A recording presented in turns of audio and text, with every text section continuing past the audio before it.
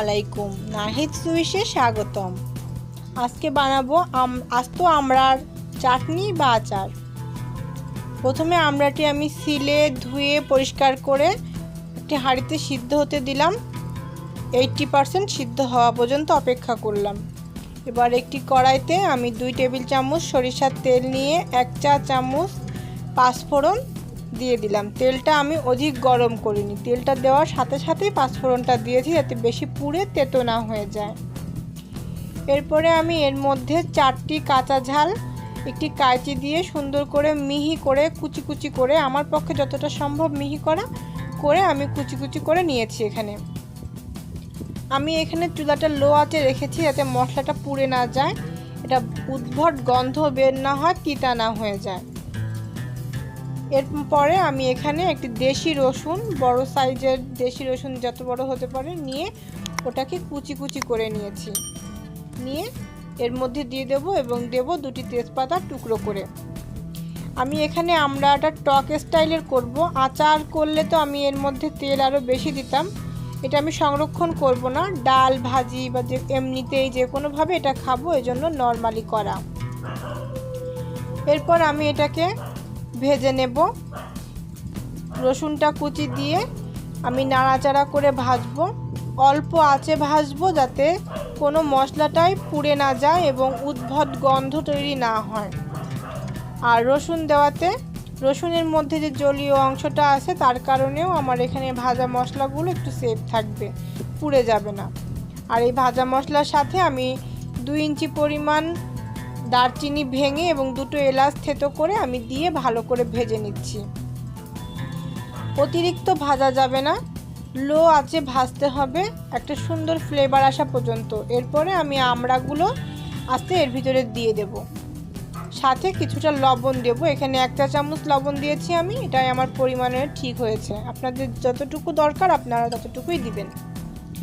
এবার ভালো করে 2-3 মিনিট নাড়াচাড়া করে আমি এই আমড়াটা যে পানি দিয়ে সেদ্ধ করেছিলাম সেই পানিটা আমি ফেলে দিইনি, পানিটা আমি ছেঁকে রেখে দিয়েছি। সেই পানিটা দিয়েই আমি আমড়াটা বাকি রান্নাটুকু করব। কিছুটা পানি দিয়ে আমি নাড়াচাড়া করে নিচ্ছি, না হলে মশলাটা পুড়ে যাইতো। একটু নাড়াচাড়া করে ভাজা ভাজা মতন হয়ে গেলে কিছুটা পানি দিয়ে আমি একটু কষানোর মতো করে এটাকে কষিয়ে নেব, যাতে আমড়ার ভেতরে আমার মশলার ফ্লেভারগুলো একটু ঠিকঠাকভাবে চলে যায়।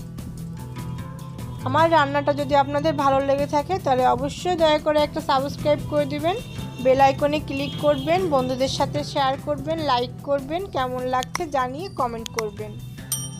এবার আমড়াটা নাড়াচাড়া করে আমড়ার গায়ের পানিটা শুকিয়ে আসার মতো হলে আমি এখানে এই আমড়াটা অতিরিক্ত টক, অতিরিক্ত মিষ্টি বা অতিরিক্ত ঝাল কোনোটাই করব না, 3টার সংমিশ্রণে করব। সেজন্য আমি এখানে 1/4 কাপেরও একটু কম চিনি দিয়ে নেব।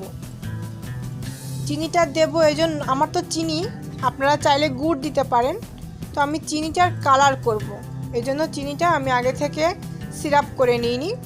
আমি চিনিটা এখানে দিয়ে দিলাম, দিয়ে ওই জায়গাটায় এবার একটু তাপমাত্রা বাড়িয়ে দেব চুলার, দিয়ে আমি এই চিনিটা ক্যারামেলাইজড করে নেব যাতে কালারটা একটু লালচে টাইপের হয়। আবার বেশি পুড়িয়ে ফেলবেন না, একটু লালচে টাইপের কালার হবে, তাহলে দেখলে মনে হবে যে এটা গুড় দিয়ে করা।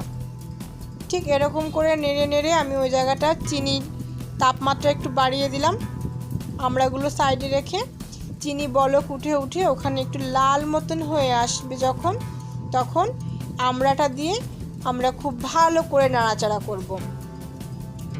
আস্তে আস্তে করে এপাশ ওপাশ করে সুন্দর করে আমড়াগুলো নেড়ে নেড়ে নেড়ে নেড়ে ভেজে নেব। ততক্ষণ পর্যন্ত আমরা আমড়াটা ভাজতেই থাকব, যতক্ষণ না পর্যন্ত এই আমড়ার যে একটা টেস্টের একটা ফ্লেভার, একটা ঘ্রাণ, এটা পুরাপুরি এর মধ্যে আসছে এবং আমড়াটা টোটালি সিদ্ধ হচ্ছে। কিন্তু আমাদের এইখানে আমড়াটা কিন্তু গলে একদম ভেটকে যাবে না, এত সুন্দর ফ্লেভার বেরোচ্ছে। বিশ্বাস করুন, আমার রান্না করতে করতে মনে হয়েছিল টুপ করে একটা তুলে খেয়ে ফেলি, কিন্তু হলো না। যাই হোক, তা কি আর করা যায়। এরপর আমি নাড়ছি, দেখেন চিনিটা শক্ত মতন হয়ে আসতে চাচ্ছে, আমার স্প্যাচুলায় লেগে লেগে যাচ্ছে। সুন্দর করে ভেজে ভেজে ভেজে ভেজে এর সাথে কালারটাও হচ্ছে এদিকে আমড়ার ভেতরে এর টেস্ট ফ্লেভার দুটোই ঢুকে যাচ্ছে। সেই পর্যায়ে যে যখন এটা সম্পূর্ণ পরিমাণে চিনির পানিটা শুকিয়ে চিনিটা আঠা মতন হয়ে আসতে যাবে, ঠিক সেই সময় আমরা আমড়া সেদ্ধ করার বাকি পানিটুকু এর মধ্যে দিয়ে দেব। বাকি পানিটুকু দিয়ে জাস্ট অপেক্ষা করব ঝোলটা টেনে আসা পর্যন্ত। আপনারা যে যেমন পরিমাণ ঝোল রাখতে চান, আমি ঝোল রাখবো না, কারণ আমি এটা ডাল বা ভাজি সবজি এগুলোর সাথে খাবো, শুধু টক এমনি এমনি ভাত দিয়ে খাবো না। তো অপেক্ষা করি যে কতটুকু সময় লাগে আমার সেদ্ধ হওয়া পর্যন্ত এবং পানি টেনে আমার চয়েস মতো হওয়া পর্যন্ত। এই যে এই পর্যায়ে আমি চুলাটা বন্ধ করে দেব। একটা গলা কাটা পাসপোর্ট নিয়ে একটা আমড়া ঢুকে পড়েছে, অর্ধেক আমড়া, আসলে ওটা থেতলে গিয়েছিল বলে অর্ধেক ফেলে দিয়েছি। সুন্দর একটা কালার, দেখলেই বুঝতে পারছেন। বন্ধ করে দমে রেখে দেবো খানিক সময়। এবার বেড়ে দেখাচ্ছি কেমন হলো। আমার ভিডিওটি সম্পূর্ণ দেখার জন্য আপনাদের ধন্যবাদ। দয়া করে আমার পাশে থাকবেন, আমার চ্যানেলকে সাবস্ক্রাইব করবেন। আর দেখুন কত সুন্দর, দেখতে যেমন সুন্দর, ঘ্রাণও তেমন সুন্দর, খেতেও তেমন মজা। অত্যন্ত দারুণ স্বাদের আমড়ার চাটনি বা আমড়ার আচার, যেটাই বলুন। সবাইকে আবারও ধন্যবাদ।